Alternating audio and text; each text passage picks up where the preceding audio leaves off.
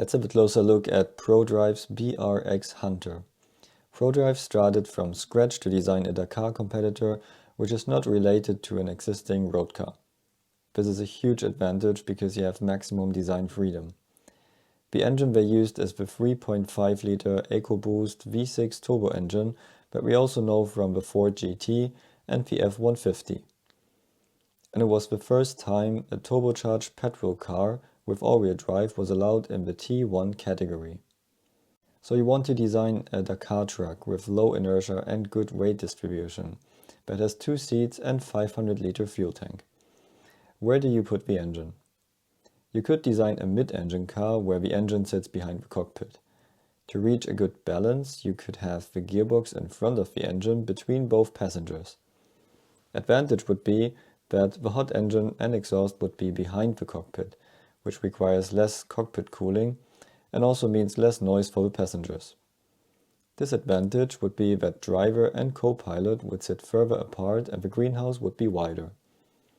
Also, where do you put the fuel tank? Cars use up to 300 kg of fuel per Dakar stage, and that is a massive balance change. So you would want to package the fuel tank in the middle of the car, but far away from the hot engine at the same time. And where do you put the spare wheels? BRX used another concept, which is actually quite similar to the Toyota Hilux. If you want to know more about the Toyota or the Audi, check out my other videos in the description. They package the engine in front of the cockpit and the gearbox directly behind the engine. They also use a sandwich floor like the Toyota, but instead of putting the spare wheels here, they have the exhaust underneath the cockpit. Together with the engine, which sits in the foot compartment, that created quite some cockpit cooling issues, and heat shielding became one of the major development targets for the second generation. The spare wheels went to the sides and sit there in an angled position to clear the rear wheels. With the 32-inch wheels of last year, that was not an issue because they could hide it underneath a cover that actually looked like an air intake. But for this year's car, they kept the same body design and the spare wheels are much bigger. Now they stick through the bodywork. The bodywork itself is interesting too, since it looks pretty similar to some Jaguar designs. And that's no surprise since the designer was Ian Callum, former Jaguar and Aston Martin designer. He designed the body for the Hunter, but the design gave the team some headaches. The biggest problem was the long curved roofline, which is unusual for off-road cars. It means the windscreen is very flat, the driver sits far away from it, which creates visibility problems, and it needs to be very long, which is heating up the cabin under the sun. Also, it's increasing the total volume of the cabin. That means it takes longer to replace the cabin air with the same air intakes. A long windscreen also needs long wipers and they require a stronger motor to run them.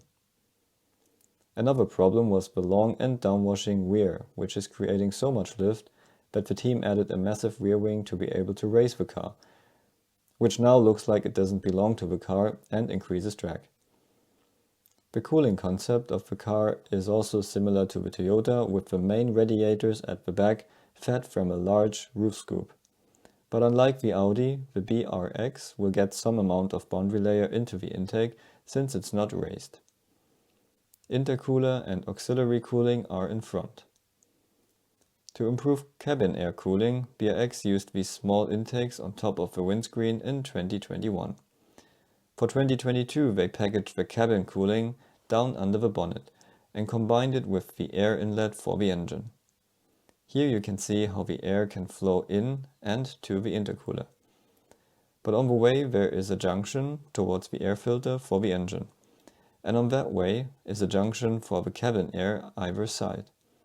It's nice to combine functions, but in this case it also means that there is less cabin cooling if the engine is running on full throttle. If we compare the concept with the Audi, we can see that the e-tron packages the spare wheels straight and has a much narrower greenhouse. Of course, that's also possible because the Audi has its petrol engine transversely behind the cockpit and no gearbox. For 2022, BRX updated the Hunter for the new T1 Plus regulations. They redesigned the suspension for more wheel travel and bigger tires.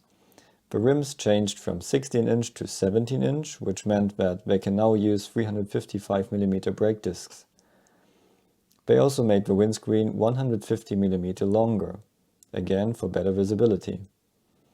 All in all, the BRX Hunter is an exciting new addition to the top class of the Dakar Rally. The team updated the Hunter significantly with the experiences of last year and to use the new Tier 1 Plus regulations, which also made this car a lot more attractive. How do you like the BRX Hunter project? Let me know in the comments below.